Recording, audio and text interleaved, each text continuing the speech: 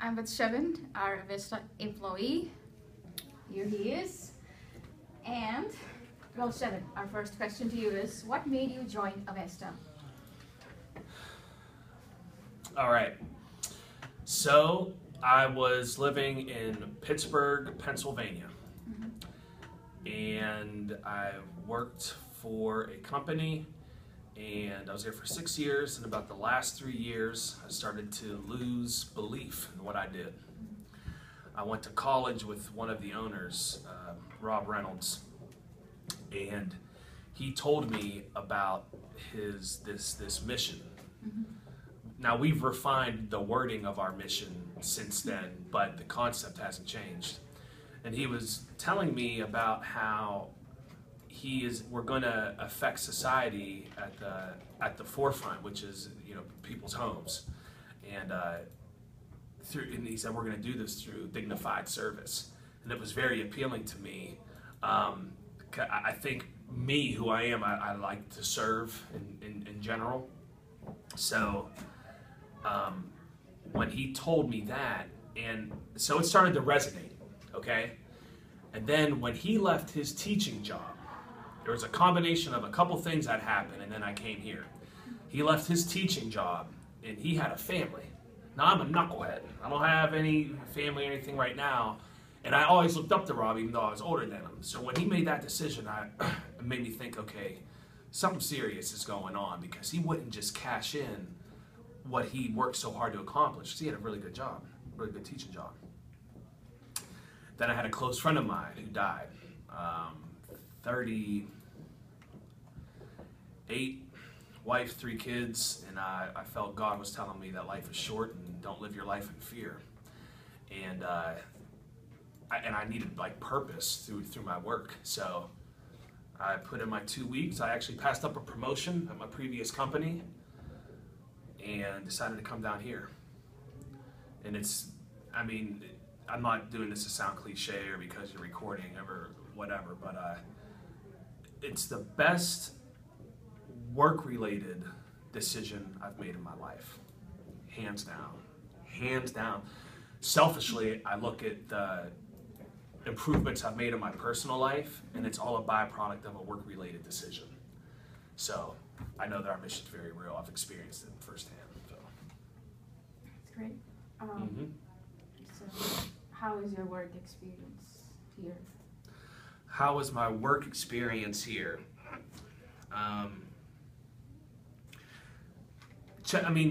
If it's fulfilling. If I had to rank the feelings, I'd say fulfillment's 1, challenging's 2.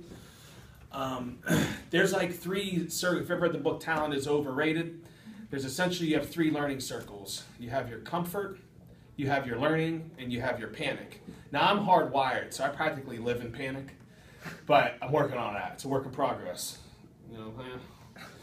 But I think this job has really helped me explore the whole learning zone. And if I had to describe the main things, it would be fulfilling, challenging, crazy as hell. We're a startup company. I don't know what really quantifies a startup company, yet there's no guaranteed in success. It's not like I came from a very structured, it was a multi-billion-dollar company, to something fresh, new, raw, still being created. We're still creating things. So that whole element adds so much to it as well. I'd say you have to be cut from a certain cloth to really like what we do, because some people, it can be intimidating. It could be, they could look at it as unprofessional, and which is fine, and more power to those people because they have an idea of what they want. Yet you definitely have to have something a little off with you to work here in a good way. You want to toss that in your thing. Yeah. Everybody's off in some way. No, and again, it's, you just have to, I think the 2 biggest requirements for me, and I do a lot of hiring, are you have to have a desire to serve in some capacity.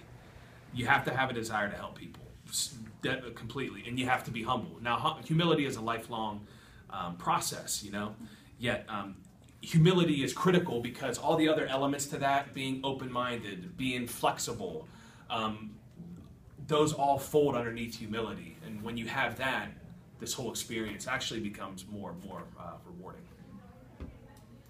So what are the good things, the best things that you liked working here? And are there any suggestions which you'd like to give us? Sorry, my throat's itchy. I make a weird noise when I itch my throat. The air wasn't getting. Advice to you guys? Suggestions For the best case job. study? Oh! What was the question?